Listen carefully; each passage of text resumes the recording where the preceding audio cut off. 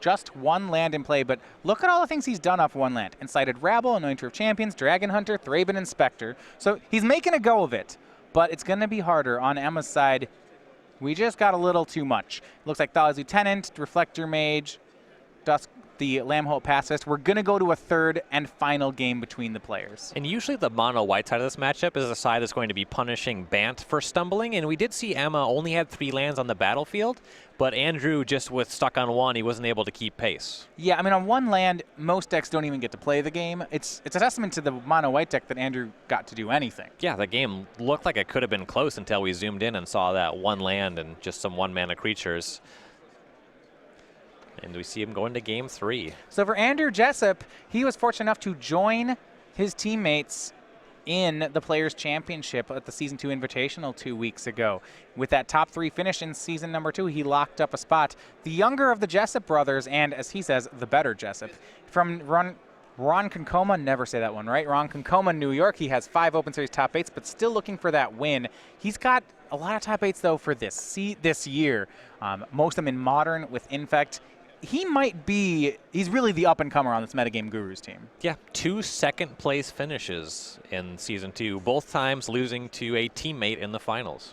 Now, on the other side, we have Emma Handy, and she's an up-and-comer of her own on Team Ridge Nexus. She's looking for her first open top 8, and every time we watch her, you know, she's always on the bubble, making day 2 with, you know, an X2 record, and then cashing the event, waiting for that first breakthrough.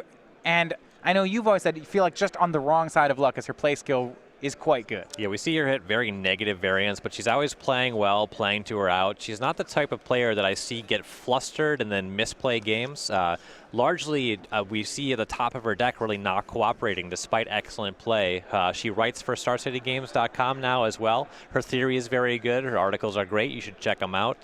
Definitely a player to watch. Now, she's going to be on the draw here for game number 3. And when we watched Phillips and Koepke last round, that just...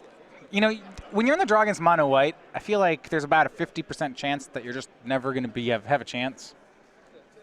Like, it's maybe 50's high, but it's just there's a lot of draws where they just do dumb things and you die. So the games where they're winning, regardless of how frequent they are, you're at about 10% to win. Yeah, their good draws are so good. When they really come out swinging, you just kind of look at your hand and say, I can cast one of these spells, and I'm dead 4 different ways. Yeah, this deck, it punishes stumbling like no other. One of the big draws for the deck. Now we see Andrew Jessup, much like Cedric Phillips this weekend, no red splash, no fanciness, just 18 planes and a bunch of 2/1s. Yep, couple planes on his sideboard. Yeah, 2 more planes. Right. So we see that because a lot of times out of sideboard, they board into a lot of larger cards, the 4 Gideons. Basic Plains as a sideboard card is just such a foreign concept to me. Well, right, if all your cards are white, I think here's the idea. You have nothing good to board in because all your cards are white. Sure. So the idea that, like, well, I might need to fundamentally change my deck, like, sure, we probably have space for that. Let's just put some planes in there, and then we can do something slightly different. It's not like the cards that are waiting in line for those slots are anything good. And you're only getting up to 20 lands, so adding a utility land doesn't really make a lot of sense, and you still want to be able to keep 1 to 2 land hands. Yeah, so maybe we need a 3rd planes in the sideboard, you know, just really mix it up. What's the most lands you put in your sideboard? I think 3. Yeah, that's huge. Yeah, 3, like, that number is probably higher than you were expecting. Yeah, I was thinking 1. I've definitely had a lot of 1s. I've had, I think, 5, but that's because Primeval Titan's a messed up card, and that's not a fair answer. So Jessup starts off on a Dragon Hunter, swings and plays an Anointer of Champions, passes. A medium start here. Yep, and looks like Emma is playing a 2nd land untapped in turn 2, so she'll be able to play better than we saw Koepke play earlier. Yeah, Lambholt Pacifist will do some work here. Yeah, she'll have some answers. Yeah, the Dragon Hunter will be able to trade with help from the Anointer, though. 3rd planes for Jessup, and always watching would make everything trade, but maybe removal spell could put an end to that. Silk Wrap. Sure, that takes care of the pacifist. A swing for 3. Emma's to 15. I like having Silk Wrap here, though it is going to make Dromoka's command a real concern in every combat going forward. Ooh, and this is a great play. I was going to say at least Andrew didn't add any power to the board, but that's just not true. Town Gossipmonger was the follow-up. And Emma will have some play. Here's Knight of the White Orchid, getting a land and playing Thalia's Lieutenant. Good turn for her. It's 2 blockers, and one of them bigger than everything Andrew has. Yep. And the Lieutenant will not stay small for long, assuming that it gets to stay on the battlefield. Right. She's really hoping to dodge another kill spell here, though. Like, she wants to dodge a kill spell. She also really wants to dodge Always Watching. passes back. Jessup, 2 cards in hand, drawing to 3.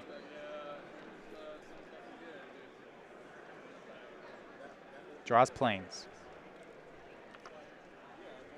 Or maybe it looks like we have an Always Watching here for Jessup.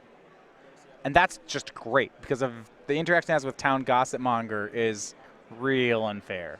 Yes. And the Anointer enchantments out of Champions combines pretty well with it too. Yeah, this is great. If that isn't Always Watching, it's a ton of damage.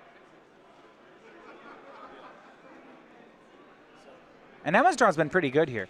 We have, what, a turn 2 pacifist, turn 3 double creature, and a ramp spell. It's about as good as you can hope. Always Watching is the play, though, from Jessup. And here comes, looking at, I think, just Gossipmonger. I guess the only one that can attack. Yeah, you can only get the Dragon Hunter up to 3 toughness here. So if Emma blocks, she's got 4 power. The issue is that it's a 1/1. It'll flip into a 3/4 and anoint into a 4/5. Okay, yeah, there's no way there's a good block here then, right? Right. It would just be a chump block. Neither of those creatures are things that she really wants to throw away because the Knight is holding off the other 2 creatures, and the Lieutenant threatens to get larger as she casts more spells. So she takes damage. See if Jessup pushes in the full amount. Sure, taps everything. Flips the Gossipmonger. Pumps it. So it's a 4/5. Emma's down to 11. And now we'll find out what Emma has in hand. Does she have a Collected Company? Yeah, a Dromoka's command is good, but not even great here. Looks like she does have a Declaration in Stone and then drew Dromoka's command. So she's got great tools. Well, now the Rabble is just a 3/4 and can't pump. So this is a great window to Dromoka's command to pump and fight with the Knight, not even necessarily dealing with an enchantment if she wanted to go that way. Though fighting something else is also great. Well, Declaration Stone, so it's a 3/4. Yeah, she could pump and fight it. She might want to make him sack an enchantment, though, right? If she Yeah, both of these enchantments, it would behoove her to clean either of them up. So the Incited Rabble is declared in Stone. And with the Anointer tapped, this is a good window to just fight that with the 3/3 Knight as well. A swing with Thalia's Lieutenant. So yeah, you'd fight it and then have an enchantment sacrifice, most likely. Swing 1, Jessup to 19.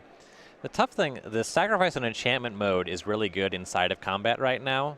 Fighting with Anointer inside of combat, not necessarily as good. She's holding up the Dromoka's command. We see Hallowed Moonlight in the hand from Andrew Jessup. This is out of his sideboard to deal with Collected Company. Not really the right board state for it, but... No. Given that her hand was 2 removal spells and not Collected Company, this is not lining up well for Jessup.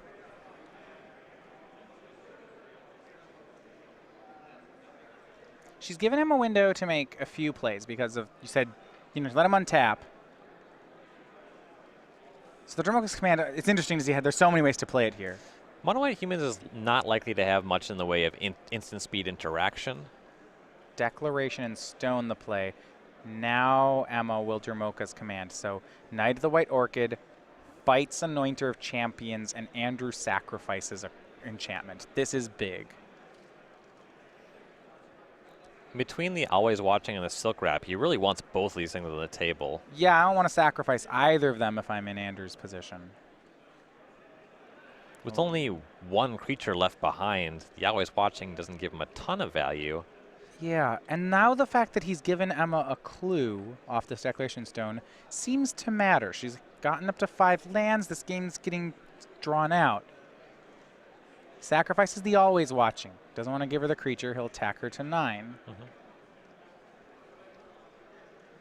Does he have any more plays? 2 cards in his hand, just passes. And that is the one thing that sacrificing the Always Watching really opens us up to do. He gets to make that attack this turn, so he's better able to top deck Griff's Boon and potentially steal a game that way. Emma draws. Her hand may be all lands here. So she's going to crack a clue, hoping to draw, well, just about anything. Reflector Mage, that'll play. That's in anything.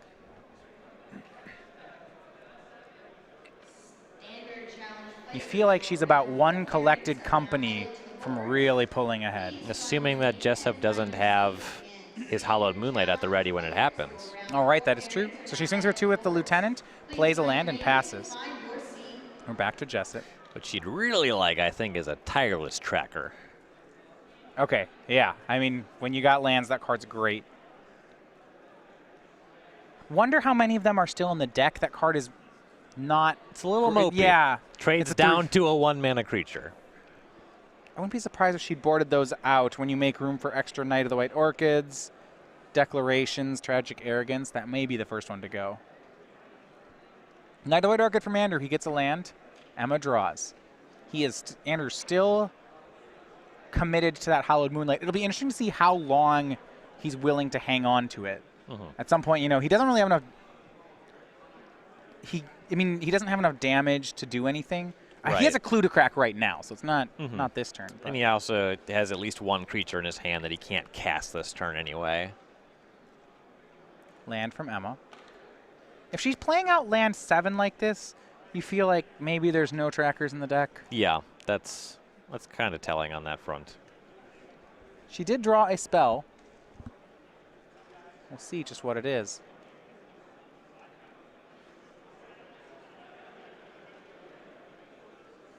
Looks like Thalia.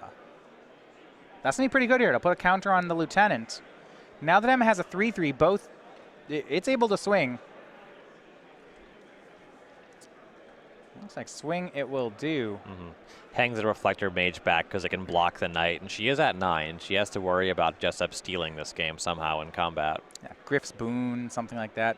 End step, Jessup will crack the clue. Looks for some more action. 14 for Jessup, 9 for Emma. For Andrew, looks like he's picked up a Town Gossip Monger, an Expedition Envoy, some replacement creatures. But his creatures are much better on turn 1 than they are now, so he's going to need multiples. They also enter tapped, thanks to Thalia. Emma is out of gas, though. Just a land left over in her hand. And for now, Jessup still has that Hallowed Moonlight, has the luxury of being able to leave up the mana fairly easily. That would cover a Collected Company off the top. So there are a few just singular spells that Emma can pick up from here. Dragon Hunter, that will enter the battlefield tapped. Yeah, Thalia enables Emma to keep the pressure up if she chooses to here. And a Town Gossip Monger from Andrew. He may have more. Third one. He's taking down the Hallowed Moonlight to do it, though. Expedition Envoy, so lots of threats, and 2 more cards. We're not done just yet. And Jessup has to figure, given that there was an attack from the Thalia's Lieutenant, if Emma had company, she just would have main phased it or something like that. Yeah. And for the first time after land flooding, Emma bricks on the draw. She has a Plains. She plays one of the 2 Plains. Her last card is the 9th land. It's another Plains. Unless Jessup is able to produce an Always Watching or a Griff's Boon, the Thalia will have that Incited Rabble covered. It's still a mob yet, but... And you see Emma change strategies. Waiting until she draws a spell, she stops attacking and just passes the turn to Jessup. She just has to try to protect her life total. Yeah, I don't think she wins the race, not after Andrew played so many creatures. And now Jessup is untapped that trick mana here. Hallowed Moonlight at the ready. He's got to assume that her last card doesn't play. Yes. There's very few things she could be holding on to. Though his deck is so lean that it's likely that he can just start leaving up the Hallowed Moonlight for relatively free. Yeah, I guess the question would be if at any point he would want to cycle it to get more pressure. But he can certainly hold on to it. And given that Collected Company is such a good top deck, I'd be very surprised if we saw that happen. Yeah, now we get into a waiting match between the players. Andrew draws and passes back. We go to Emma. She draws a card. It looks like it was a spell. Passes to Andrew. Andrew will play. Now he does cycle away the Hallowed Moonlight. Okay. He's just off it. You know, I think he has another, actually. All right. Back on. Second one, I'm definitely into cycling that one. And now he's thinking if he wants to cycle the other. This I buy. Or flip the Gossip Monger. Looks like he will. Must have picked up something that makes it attack profitably through this The Thalia. Thalia, right. He's just flipping it. It would be strange if it was about to suicide into Thalia. He's got a Declaration in Stone in hand. It looks like that was the draw. Yikes. Be able to Declaration in Stone and still leave up mana for that second Hallowed Moonlight.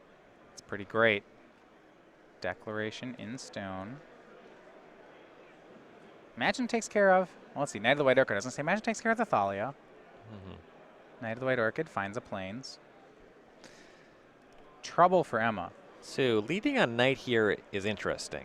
Because if Jessup goes for Declaration in Stone, which I assume is what he's doing before he attacks into that Thalia. And then Emma has company. Emma has a clue that you can crack, maybe find company. Oh. Yeah. Saying, hey, that knight's tapped. All right. Indeed it is. But Declaration in Stone on the Thalia. And that would be just a huge win for Emma. That'd be brutal. It's gone. She gets a clue. Another land. Okay, that now it makes sense from Jessup. Sure. We're back on with Hallowed Moonlight.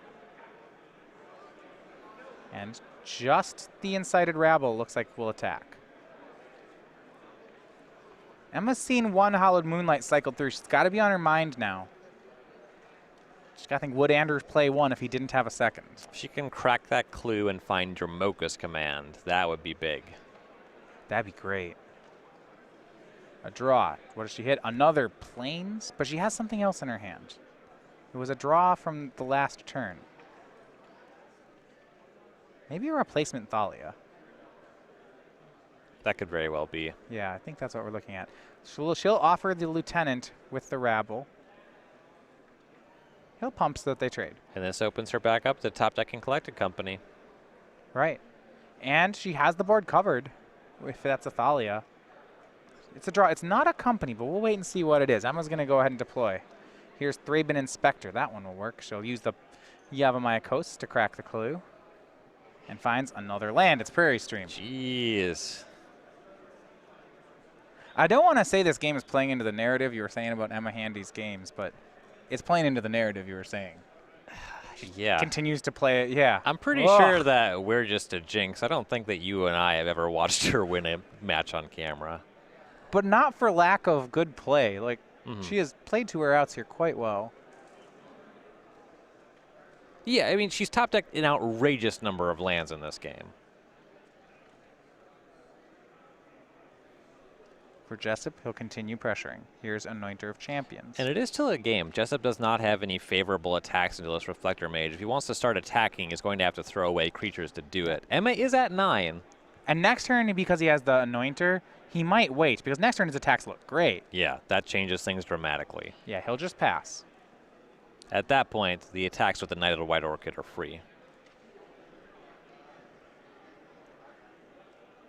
Remember, we have a draw. Might be Evolving Wilds. Prairie Stream is the play.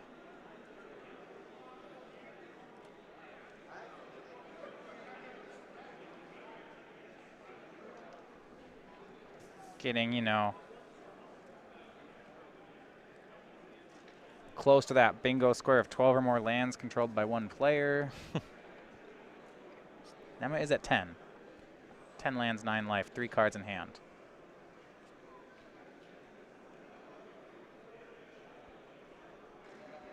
Now we go back to Andrew Jessup. He'll play Thraben Inspector, get a clue, crack the clue, draws a Plains. But his attacks look so good now, and they're all going to swing. He's got the pair of 2-1s and the pair of 2-2s. This is 8, and make it 9 damage if she doesn't block, so a block's is incoming. Andrew, the whole game, has got her covered with a Hallowed Moonlight. And there's really no good blocks here because of that Anointer of Champions. Yeah. Now, if she has 2 copies of Tragic Arrogance in her sideboard, so it's not, she's not just dead here. It's not good. She blocks both the 2/1s, you see. Yeah, that would definitely be in here. I like this block. Were she to block a Knight with the Reflector Mage, she'd just lose the Mage. This way she at least gets the Dragon Hunter. She'll lose both her creatures, and Jessup will lose 1. Jessup could choose to keep one of the 2/1s, pump the one that's being blocked by the Inspector, or just go for the trade in the Reflector Mage. Actually, just do none of it. Emma will take 5. That's first strike damage Oh, resolve. first strike damage. Okay, then he pumps and kills both of Emma's creatures. So Emma goes to 5. Now it seems like she needs Tragic Arrogance. Maybe nothing else will do. Plains by Andrew. Emma, Fortified Village. That is 4 more lands. That's going to be game and match for Andrew Jessup. Mono White Humans, and he improves to 7 and 2. Yeah, Mono White Humans actually having a really solid weekend. Tom Ross, maybe not. We'll find out if he made day 2, but Cedric Phillips will go 7-1 going into this round. Andrew Jessup advances to 7-2.